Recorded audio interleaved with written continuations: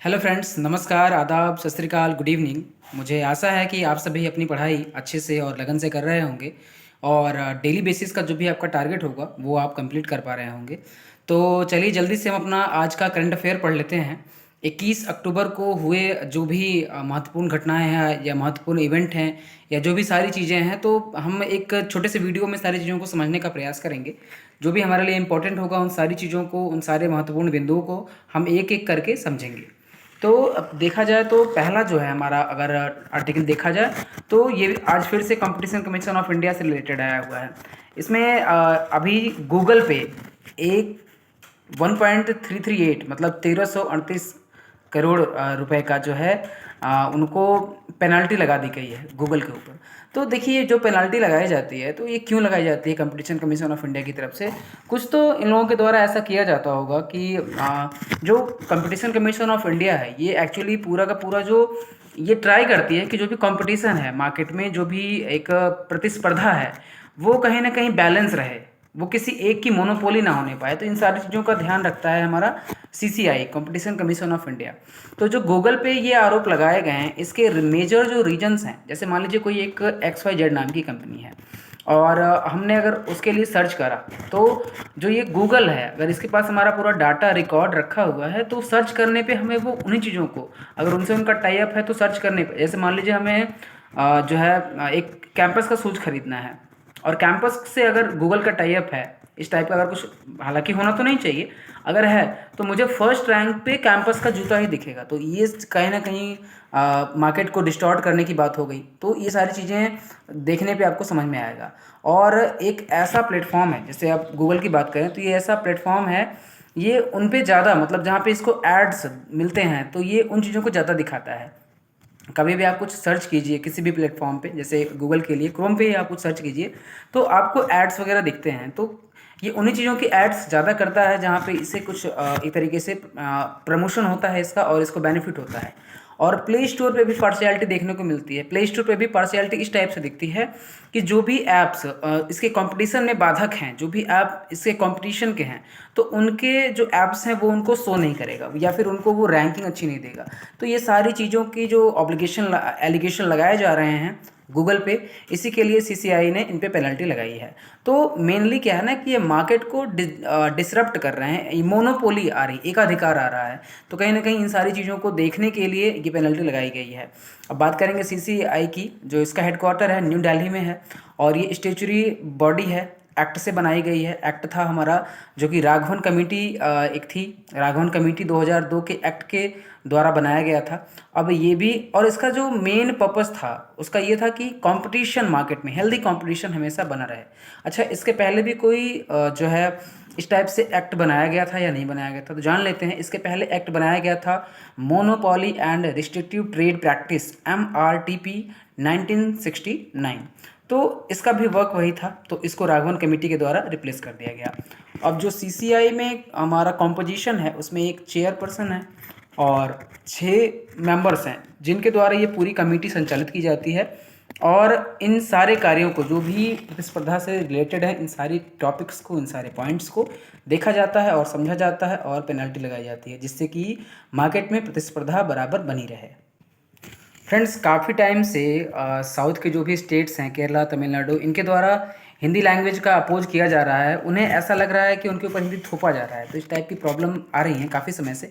तो इसी से रिलेटेड एक आर्टिकल आया हुआ है। तो समझेंगे कि पहले ऑफिशियल लैंग्वेज एक्ट हमारा 1963 था, जिसके तहत ये एक स्टैट्यूटरी बॉडी थी, जिसके तहत ये कि एक लैंग्वेज कमेटी बनाई गई और यही कहलाई कि ये हमारे लिए ऑफिशियल लैंग्वेज का, या फिर इस तरीके से एक्ट बना के हम एक लैंग्वेज को फिक्स करते हैं।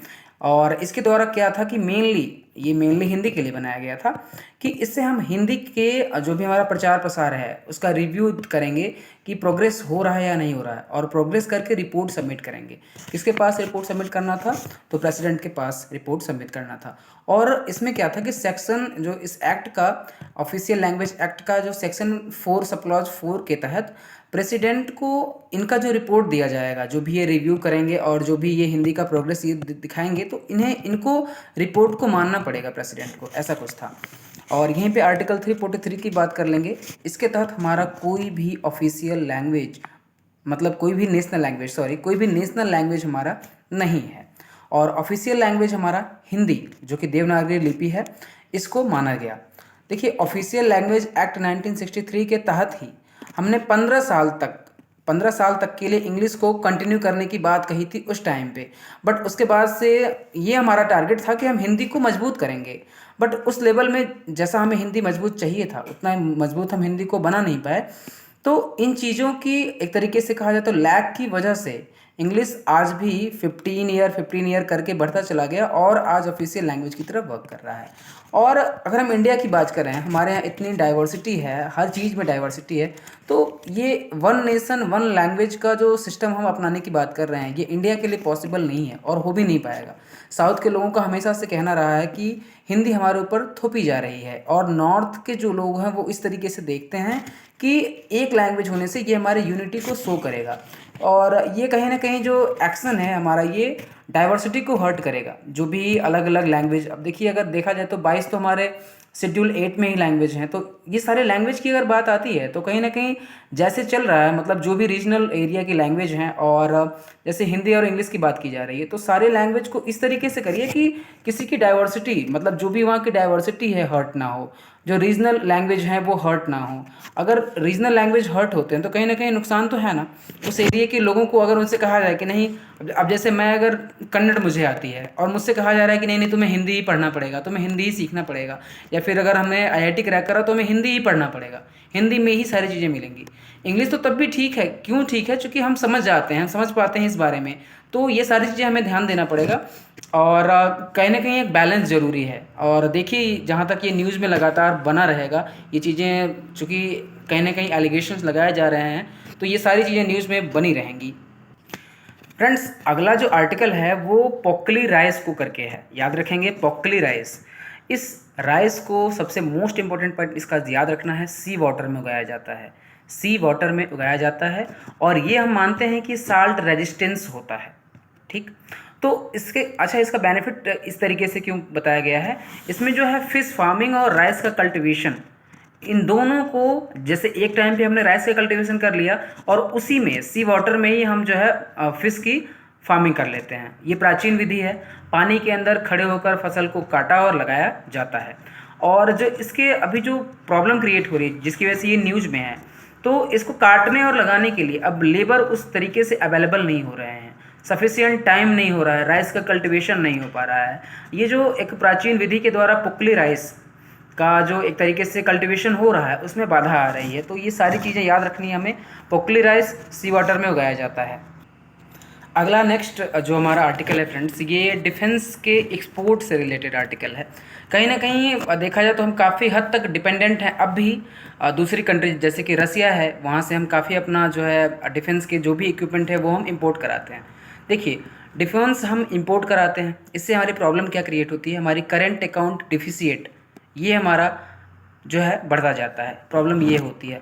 फिर उसके, इससे क्या प्रॉब्लम होती है, हमारी जो करेंसी वैल्यू डिप्रिशिएट होती रहती है, जो हमारी करेंसी की वैल्यू है, क्योंकि जो हमें एक तरीके से जो भी लेन देन करनी है वो तो डॉलर में करनी है, इसकी वजह से हमारी करेंसी और डिप्रिशिएट होती जाती है। जो कंट्री की रेटिंग है एक तरीके से वो हमारी घटती जाती है। तो हमें इन सारी चीज़ों पे सोचना पड़ेगा और हमें आत्मनिर्भर बनना पड़ेगा। आत्मनिर्भर बनने के लिए हमें अपने यहाँ मैन्युफैक्चरिंग कंपनी डेवलप करनी पड़ेगी, ये सारी चीज़ें हमें सोचना है।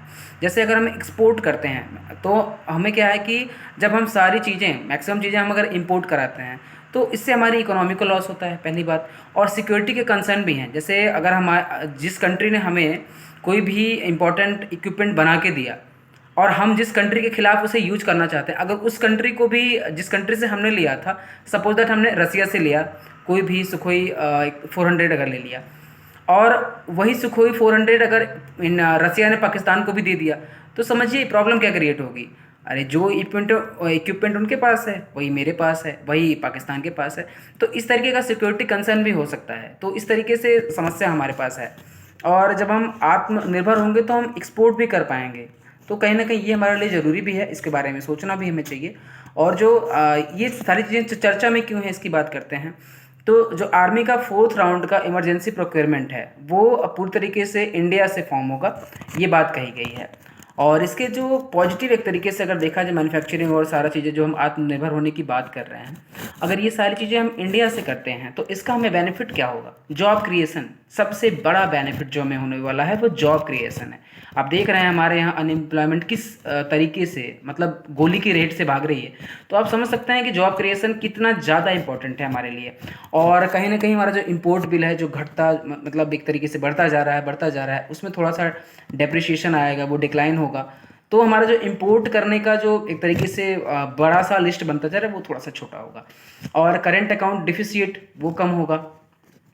ये सारी चीज़ें ठीक होंगी, इन्वेस्टमेंट हमारे यहाँ आना शुरू होगा, और जो हमारी डिपेंडेंसी बनी हुई है अदर कंट्रीज़ पे वो हमारा कम होगा, जो कि मेनली इम्पॉर्टेंट है हमारे लिए, वो कम होना ही होना चाहिए। फ्रेंड्स 2015 में, ये अगला टॉपिक है, समझिएगा इसके बारे में। 2015 में एक जो एक तरीके से स्कीम लाई गई थी, एक भारत श्रेष्ठ भारत। तो इसके तहत कहा गया था कि हम कल्चरल एक्सचेंज करेंगे, जो है नॉर्थ का साउथ से, साउथ का ईस्ट से, ईस्ट का वेस्ट से, इस तरीके से कल्चरल एक्सचेंज करेंगे। और ये एक्सचेंज होगा कैसे? जैसे अगर बात करें तो जम्मू कश्मीर आपस में, और देखा जाए तो गुजरात का जो है पश्चिम बंगाल में, इस तरीके से कल्चरल का एक्सचेंज करेंगे। एक जो है प्रोग्राम चलाएंगे जिसके तहत हम एक दूसरे के राज्य के कल्चर को जानेंगे और समझेंगे, और उसके बारे में थोड़ा सा नॉलेज हम गेन करेंगे। तो इन सारी चीज़ों की बात करी। अभी सेंट्रल ने अभी कुछ दिन पहले, मतलब अभी हाल फिलहाल में बात ये हो रही है कि तमिलनाडु और काशी विश्वनाथ के इंटीग्रेशन के लिए प्रोग्राम लॉन्च किया जाए, जिसका नाम हमें याद रखना है काशी तमिल संगम। ये हमें याद रखना है। 1 मंथ का प्रोग्राम है जिसमें कल्चरल एक्टिविटीज़ को एक्सचेंज करने की बात की जाएगी, और इसमें काफ़ी सारी चीज़ें को देखा और समझा जाएगा। एक दूसरे के कल्चर को जानने का एक अच्छा मौका इसे कह सकते हैं। तो कहीं ना कहीं ये ज़रूरी है हमारी कंट्री के, अगर यूनिटी को भी देखा जाए तो इससे हमारी बेनिफिट मिलता है। एक दूसरे के बारे में जान पाते हैं, इससे थोड़ी सी हेट कम होती है। जो हम किसी के बारे में कुछ सुनी सुनाई बातों की वजह से कर लेते हैं कि नहीं नहीं यहाँ वहाँ के लोग तो ऐसे होते हैं, नहीं नहीं इस राज्य के लोग तो ऐसे होते हैं, तो इस टाइप का जो मिसकॉन्सेप्शन है ये कहीं ना कहीं दूर होगा। तो ये सारी चीज़ें ज़रूरी हैं, और मिसकॉन्सेप्शन को सही करने के लिए और बाकी सारी चीज़ों को समझने के लिए, वहाँ के कल्चर, वहाँ का फूड, कैसे लोग वहाँ रहते हैं, सारी चीज़ों को जानने समझने का एक अच्छा मौका कह सकते हैं।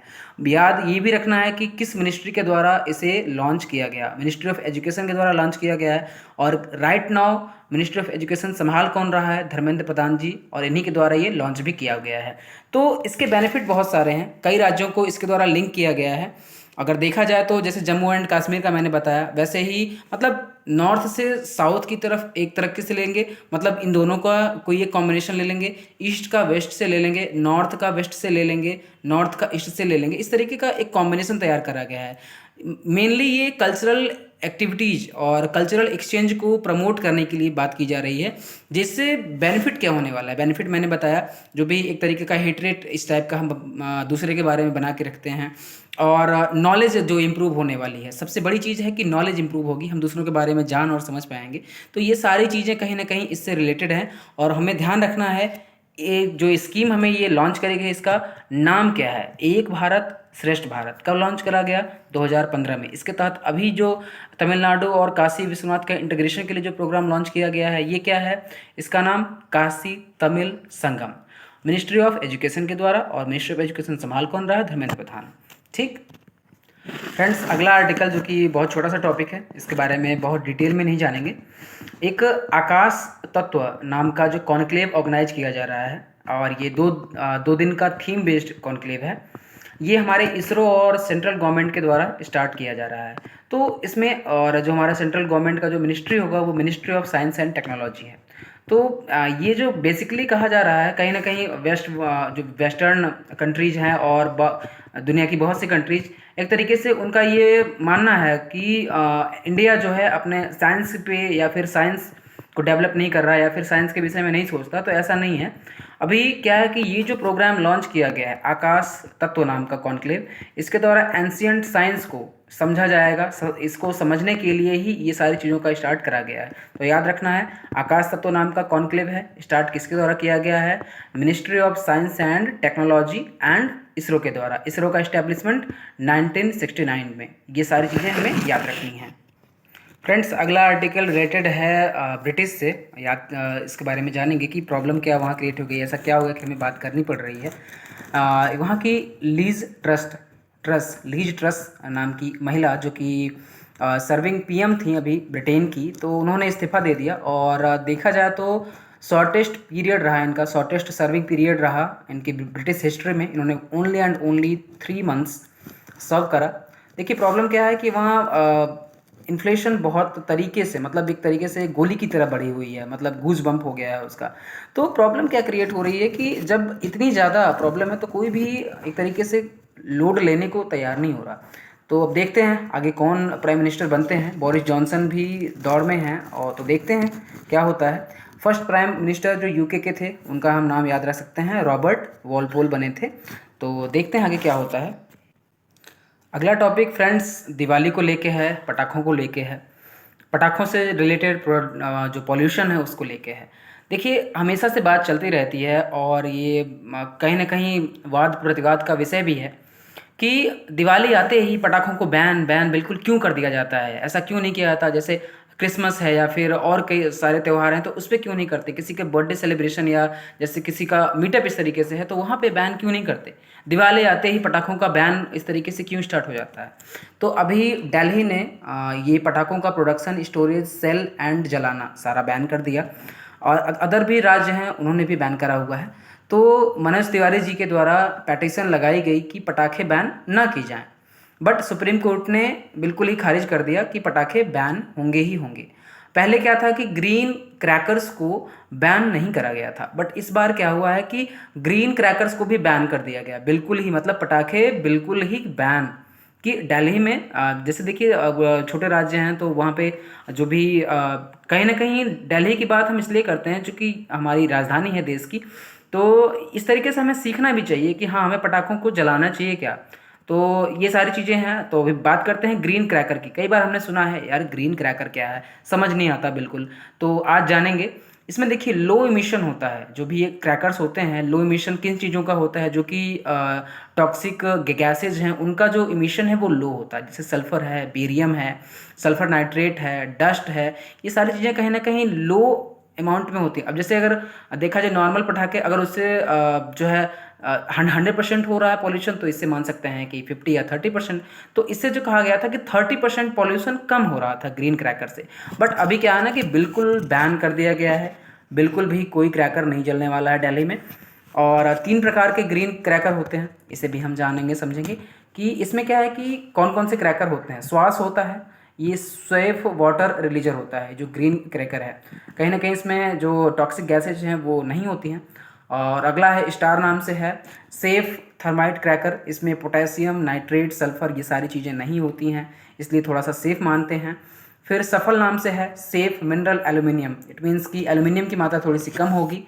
तो अच्छा, हम लोगों में क्या होता है, जब हम बचपन में थे तो हम लोग ऐसा सोचते थे कि यार पटाखे ना ऐसे लेने चाहिए कि बिल्कुल धड़ाम से आवाज़ आए, बिल्कुल बूम। हाँ, तो देखिए पटाखों का क्या है कि अच्छा हाँ, हमारा छोड़िए, जो बच्चे हैं उनका भी ये होता है कि नहीं, पटाखों से ना बिल्कुल आवाज़ आनी चाहिए।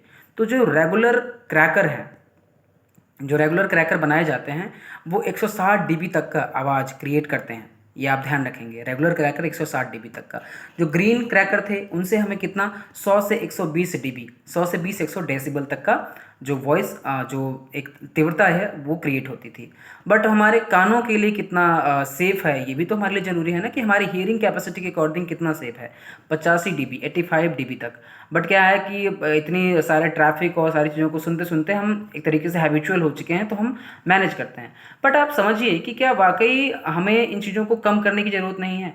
और मैं ये बातें क्यों कर रहा हूँ कि जैसे ही दिवाली आती है तो बैन करो बैन करो, बिल्कुल ये चलने लगता है, मतलब कि पटाखे बिल्कुल नहीं जलाने हैं। देखिए प्रॉब्लम क्रिएट क्या होता है, इसे आप जो है पॉलिटिकली या किसी रिलीजियस के अकॉर्डिंग लेके जाने की ज़रूरत नहीं है। और बातें की जाती है कि दिवाली पे ही क्यों, क्रिसमस पे क्यों नहीं, किसी फिल्म की शूटिंग हो रही तो वहाँ क्यों नहीं, आईपीएल की मैचेस होते हैं कितने सारे पटाखे जलाए जाते हैं वहाँ क्यों नहीं, और किसी रेड कारपेट कहीं, और ये सारी चीज़ों पे क्यों, मतलब दिवाली पे ही क्यों बैन करते हैं। देखिए समझिएगा, पटाखों का जो मार्केट है हमारे इंडिया में वो 20,000 करोड़ का है। समझ रहे हैं, पटाखों का मार्केट 20,000 करोड़ का है, ठीक। और जो इसमें एक साल मतलब जो पूरा सेल है, मतलब 80% जो सेल होता है इन 20,000 करोड़ का जो मार्केट है पर ईयर का, इसमें जो 80% सेल होता है वो दिवाली पे होता है। सबसे बड़ी प्रॉब्लम ये है कि दिवाली पे 80% सेल होता है। और इसमें और भी प्रॉब्लम है कि हमें 20 करोड़ जो है, हम कहाँ से जो है 20,000 करोड़ जो है, ये जो हमारा पूरा बताया गया इतने का मार्केट में, इसमें हम 400 करोड़ का चाइना से इंपोर्ट करवाते हैं। ये भी हमारे लिए प्रॉब्लम क्रिएट है। एक तरफ तो हम बातें करते हैं कि जो है बैन करें, जो है चाइनीज जो भी सामान है यूज ना करें। तो आप ये समझिए कि बातें हम केवल कर पा रहे हैं, तो क्या हम वाकई इम्प्लीमेंट भी कर रहे हैं क्या? तो अब आपको समझ में आ गया होगा कि दिवाली पे क्या होता है प्रॉब्लम और क्यों होती हैं बातें पटाखों को लेके। ठीक है, तो 80% जो दिवाली पे पटाखों का एक तरीके से सेल होता है, तो ये सारी चीज़ें हैं। और मैं आपसे दिवाली की बात उठी है तो दिवाली के बारे में कहना चाहूँगा कि फ्रेंड्स, जब भी आप कुछ परचेज करने जाएं तो आप ट्राई ये करें कि जो मैक्सिमम देखा जाए तो चाइनीज़ चीज़ें थोड़ी सी देखने में थोड़ा सा फैबुलस दिखती हैं, मतलब अट्रैक्टिंग होती हैं। बट जो एक गरीब किसान है या फिर गरीब जो कोई रेडी वाला है, अगर उसने कहीं दिए लगाए हुए हैं, उसने अगर किसी टाइप का जो दिवाली से रिलेटेड चीज़ें हैं अगर उसने कहीं लगाया हुआ है, तो उसके पास हम जाते हैं। अक्सर हमारी एक तरीके से ना मेंटालिटी होती है, हम किसी बिग बाज़ार या किसी एक बड़े सुपरमार्केट में जाते हैं, तो वहाँ जो रेट टू रेट होता है हम लिख के बिल्कुल एक तरीके से होता है ना कि साहब बाबू की तरह जाते हैं और चीज़ों को लेके चले आते हैं। एक भी रुपए कम कराने की बात नहीं करते। वही हम कहीं अगर किसी ठेले वाले से कोई सामान खरीद रहे होते हैं, तो वो 10 रुपए का अगर वो सामान दे रहा है तो हम ट्राई करते हैं कि वो 6 में दे, वो 7 में दे। हम उससे बार्गेनिंग कर लेते हैं। तो फ्रेंड्स देखिए, जहाँ तक ऐसा मेरा मानना है कि हमें इन छोटे जो रेडी वाले हैं इन सब से हमें इस टाइप का बार्गेनिंग नहीं करना चाहिए। एक्चुअली हमारे लिए तो 2-3 रुपए बहुत मैटर नहीं करता, बट उनके लिए उनका तो पूरी फैमिली उसी से चल रही है। तो मुझे ऐसा लगता है कि अगर आप लोग मुझे सुनते और समझते हैं तो ऐसा प्रयास करेंगे कि जो भी रेडी वाला है तो कहीं ना कहीं अगर वो दिए बेच रहा है, वो अगर मोमबत्ती बेच रहा है, तो इन सारी चीज़ों से उसका घर चल रहा है। तो आप लोग ट्राई करेंगे कि आप बार्गेनिंग उनसे नहीं करेंगे। बाकी हो सके तो आप सुपरमार्केट में जाएं, उनसे बार्गेनिंग कर लें अगर ऐसा हो सकता है तो। बट जो नॉर्मल फिनोमेना है वो मैं आपको बता रहा हूँ। फ्रेंड्स, अगला आर्टिकल के अकॉर्डिंग बात करेंगे प्रधानमंत्री आवास विकास योजना अर्बन। प्रधानमंत्री आवास योजना अर्बन, तो इसमें क्या है कि जो अभी हाल फिलहाल में अवार्ड देने की बात हो रही है, तो इसमें इंडिया के यूपी को, मतलब प्रधानमंत्री आवास योजना ऑब्वियसली इंडिया में ही चलाई जा रही है, तो इसमें यूपी को फर्स्ट अवार्ड दिया गया है, सेकंड अवार्ड एमपी को दिया गया है, थर्ड रैंक का अवार्ड तमिलनाडु को दिया गया है। इसके तहत 2022 तक सबको पक्के घर देने की बात कही गई है। तो ये प्रधानमंत्री आवास योजना बेनिफिशियल है, चूँकि ये वर्क अच्छा कर रही है। और अभी अगर यूपी को अवार्ड मिला है तो ऑब्वियसली काम हुआ होगा तभी अवार्ड मिला होगा, ऐसे तो अवार्ड मिल नहीं सकता। फ्रेंड्स, अगला आर्टिकल बहुत इंपॉर्टेंट है। अगला आर्टिकल फिलैंथ्रोपी को लेके है। Friend, EdelGive Hurun India philanthropist list आई है 2022 की। इसके अनुसार इंडिया के मोस्ट जनरस शिव नडार इस बार बने हुए हैं। हालांकि हर बार रतन टाटा जी या फिर टाटा पूरी सन्स बनती है, बट इस बार शिव नडार जी बने हैं। इन्होंने 1161 करोड़ का डोनेशन दिया है। सेकंड रैंक में रहे हैं हमारे अजीज प्रेम जी विप्रो। सेवन्थ रैंक पे रहे हैं गौतम अडानी 190 करोड़ से। और जो यंगेस्ट फिलैंथ्रोपिस्ट बने हैं, अब जहाँ तक देखिए इंडिया में बहुत सारे स्टार्टअप स्टार्ट हो रहे हैं, तो कहीं ना कहीं जो हमारे यूथ हैं उनका इन चीज़ों में आना और बढ़ चढ़ के लोगों के लिए हेल्प करना, सपोर्ट करना बहुत बड़ी बात है। तो यंगेस्ट फिलैंथ्रोपिस्ट जो बने हैं वो जेरोडाज के निथिन एवं निखिल कामकात, 100 करोड़ का डोनेशन दिया है इन्होंने। तो फिलैंथ्रोपी क्यों ज़रूरी है? देखिए, अगर बेसिक चीज़ों की बात की जाए तो हमारे पास रहना, खाना, पहनने, ये सारी चीज़ें हैं। तो ये जो हमारे बेसिक नीड्स हैं ये तो पूरी हो ही रही हैं, और अपर लिमिट का कोई लिमिटेशन नहीं है, आप भी जानते हैं। बट ऐसा क्या है ना कि कहीं ना कहीं हमें डोनेट करना चाहिए जो भी हमारे पास है। लोग कहते हैं अरे मेरे पास तो है ही नहीं। मैं ये नहीं कह रहा, जैसे अगर बात करूँ तो कुछ लोगों के पास पैसा होता है वो पैसा डोनेट करते हैं, कुछ लोगों के पास अगर कुछ नॉलेज होती है वो नॉलेज डोनेट करते हैं, कुछ लोगों के पास खाने पीने का कुछ ज़्यादा सामान होता है वो। तो डोनेशन कोई ज़रूरी नहीं कि केवल पैसे की वजह से किया जा सकता है। डोनेट का मतलब ये कि जो भी हमारे पास हमारी ज़रूरतों से ज़्यादा है तो वो हम डोनेट करें, वो दूसरों को दें। उससे अगर दूसरों का बेनिफिट हो रहा है तो हमें देना चाहिए, और इसके लिए कहीं ना कहीं ज़रूरी है ये चीज़ें। अगर हम ह्यूमन हैं तो हमें तो सोचना ही सोचना चाहिए ना इसके बारे में। फ्रेंड्स, अगला आर्टिकल इलेक्ट्रिक व्हीकल को लेके है। पॉल्यूशन की समस्या आप देख रहे हैं कंट्री में किस तरीके से बढ़ती जा रही है। तो देखेंगे इलेक्ट्रिक व्हीकल किस तरीके से अभी तक यूज हो पाया है और वर्क कर पाया है। तो जो इलेक्ट्रिक व्हीकल को जो इंसेंटिवाइज किया गया, क्या उससे पुश हुआ या नहीं हुआ? तो हुआ है। देखिए, 3000 पर मंथ जो इंडिया में सेल होता है इलेक्ट्रिक व्हीकल का, और जो इंसेंटिवाइज किया जा रहा है वो 16% इंसेंटिवाइज कर रहे हैं। बट जो देखा जाए कि बेस्ट सेल हो पा रही है कि नहीं, ये हमें जानना जरूरी है। और इंडिया की बात करें तो जो बेस्ट सेलिंग कार है वो टाटा की है, टाटा नेक्सॉन इलेक्ट्रिक व्हीकल। अब देखिए जो है चाइना ने हम लोगों की बात करें तो हम लोग किस रैंक पे हैं ये भी हम समझ पाएंगे और हम कहाँ तक सेल कर पा रहे हैं। चाइना ने 20% इलेक्ट्रिक व्हीकल सेल करे हैं पर ईयर की बात करें, और 8% इंसेंटिवाइज कर रहा है। इंसेंटिवाइज करने का एक तरीके से मतलब कह सकते हैं कि काम अच्छा करा तो उनको कुछ और बेनिफिट, उनको कुछ और प्रॉफिट दिया गया इस तरीके से।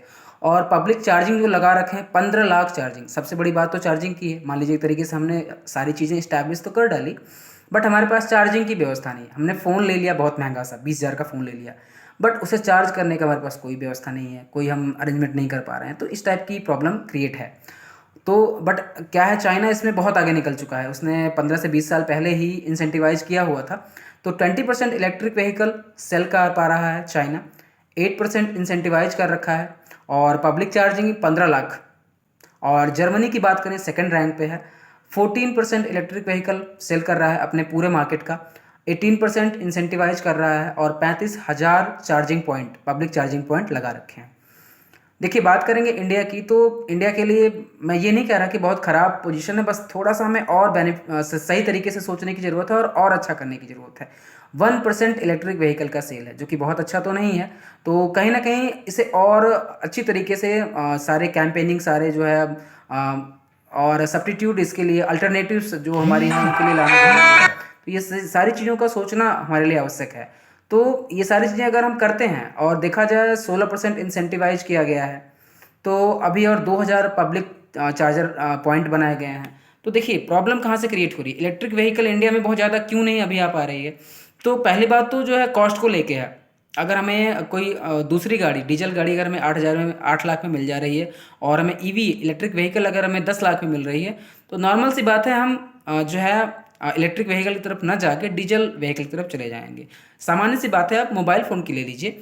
अगर इंडिया में बना हुआ फ़ोन जो कि सेम फीचर्स हैं 10,000 में मिल रहा है, और वही फ़ोन चाइना का मैन्युफैक्चरिंग है वो हमें 6,000 में, 8,000 में मिल रहा है, तो जाहिर सी बात है आप किधर जाएंगे और क्या करेंगे। तो इसी टाइप से ईवी भी काम कर रहा है, बट कहीं ना कहीं पॉल्यूशन को देखते हुए ईवी की तरफ शिफ्ट होना बहुत ही आवश्यक है हमारे लिए। तो इसके लिए हम वर्क भी कर रहे हैं। फ्रेंड्स, अगला आर्टिकल बहुत ही इंपॉर्टेंट है, खेल से रिलेटेड है हमारे लिए, तो जानना इसके बारे में ज़रूरी है। खेलो इंडिया यूथ गेम, जो कि इस बार 5वां इसका एक तरीके से स्टार्ट हो रहा है सेशन। तो ये स्कूल एंड कॉलेज का टूर्नामेंट जो भी इंडिया में होता है उसके स्तर पे ये कराया जाता है, खेलो इंडिया यूथ गेम। तो अभी क्या है, जो ये 5वां इसका सेशन स्टार्ट हो रहा है खेलो इंडिया का, ये एमपी के 8 शहरों में स्टार्ट हो रहा है। कब से कब तक स्टार्ट हो रहा है? 31 जनवरी से लेकर 11 फरवरी 2023 तक। अब देखिए, अगर ये 5वां हो रहा है तो इसके पहले 4 तो हो चुके होंगे, तो इसके बारे में भी जान लेते हैं। पहला जो हुआ था वो दिल्ली में हुआ था 2018 में, और जो सबसे ज़्यादा मेडल जीतने वाला राज्य था वो हरियाणा था। सेकंड जो हुआ था वो पुणे में हुआ था 2019 में, और इसमें सबसे ज़्यादा मेडल महाराष्ट्र के द्वारा जीता गया था। थर्ड जो हुआ था वो गुवाहाटी में हुआ था 2021 में, 2020 में नहीं हो पाया था कोरोना की वजह से। तो इसमें भी गुवाहाटी वाले में भी महाराष्ट्र ने सबसे ज़्यादा मेडल जीते थे। जो फोर्थ हुआ वो पंचकुला में हुआ हरियाणा में 2022 में, और ये हरियाणा के द्वारा ही जीता गया। देखते हैं आने वाले खेलो गेम्स में क्या होता है, जो कि एमपी में कराया जा रहा है। लास्ट में फ्रेंड्स छोटे छोटे आर्टिकल्स हैं करंट अफेयर्स के, इनके बारे में थोड़ा जान लेते हैं। नेशनल मेट्रोलॉजिस्ट डे अवार्ड 1962 से स्टार्ट किया गया, और इसमें ministry of steel and mines, और ये ओनली भारतीयों को मिलता है। और ध्यान रखेंगे इस अवार्ड का nomination ministry of home affairs के द्वारा दिया जाता है। किन को दिया जाता है? जो रिसर्चर्स हैं, डिजाइनर्स हैं, आर्किटेक्टर्स हैं, इन सबको दिया जाता है। भविष्य पोर्टल लॉन्च किया गया था pension payment and tracking system के लिए। जो पेंशन सेवा है वो पोर्टल के साथ इंटीग्रेटेड है। और भविष्य प्लेटफॉर्म मैंडेटरी किया गया सेंट्रल गवर्नमेंट डिपार्टमेंट के लिए, जो 2017 से वर्क कर रही है। कुछ पोर्टल भविष्य के साथ मर्ज भी किए गए हैं, अनुदान, संकल्प, पेंशन डैशबोर्ड, अनुभव। ग्रे जोन ऑपरेशन, ये किससे रिलेटेड है? याद रखेंगे साइबर वॉरफेयर से रिलेटेड है। और 2 पॉइंट गवर्नर को लेके हैं। गवर्नर के खिलाफ उनके कार्यकाल में किसी अदालत में कोई आपराधिक कार्यवाही शुरू नहीं की जा सकती है, आपको याद रखना है। और सेकंड है कि राज्यपाल गवर्नर की जो परिलब्धियां हैं और भत्तों को उनके कार्यकाल के समय कम नहीं किया जा सकता। अब आर्टिकल 3 से इसी के साथ आर्टिकल 368 की बात कर लेते हैं। ये प्रोटेक्ट करता है प्रेसिडेंट और गवर्नर को, protection of government governor and president. इसी के साथ बात करेंगे वन हेल्थ कॉन्सेप्ट की। ये 2022 से 26 तक के लिए लॉन्च किया गया और ये चल रहा है। गेहूं की एमएसपी की बात करें तो ये 110 रुपये प्रति कुंतल तक बढ़ा दी गई है। तो फ्रेंड्स, ये था हमारा आज का करंट अफेयर और मुझे उम्मीद है कि मैंने प्रयास करा है अच्छे से समझाने का और आपको समझ में भी आया होगा। अगर वीडियो अच्छी लगे, पसंद आए तो ज़्यादा से ज़्यादा फ्रेंड्स को शेयर करें, सब्सक्राइब करें, कमेंट करें और मुझे बताएं कि मैं क्या और बेटर और क्या अच्छा कर सकता हूं। आप सभी का सहयोग, आप सभी का प्रेम मेरे लिए हमेशा से आवश्यक है। तो चलते हैं फ्रेंड्स, जय हिंद, सबक खैर, खुश रहें और अपनी सारी पढ़ाई को करते रहें और आप अपना दिन शुभ करें, अच्छे से काम करें, मेहनत करें, बहुत अच्छा करें आप।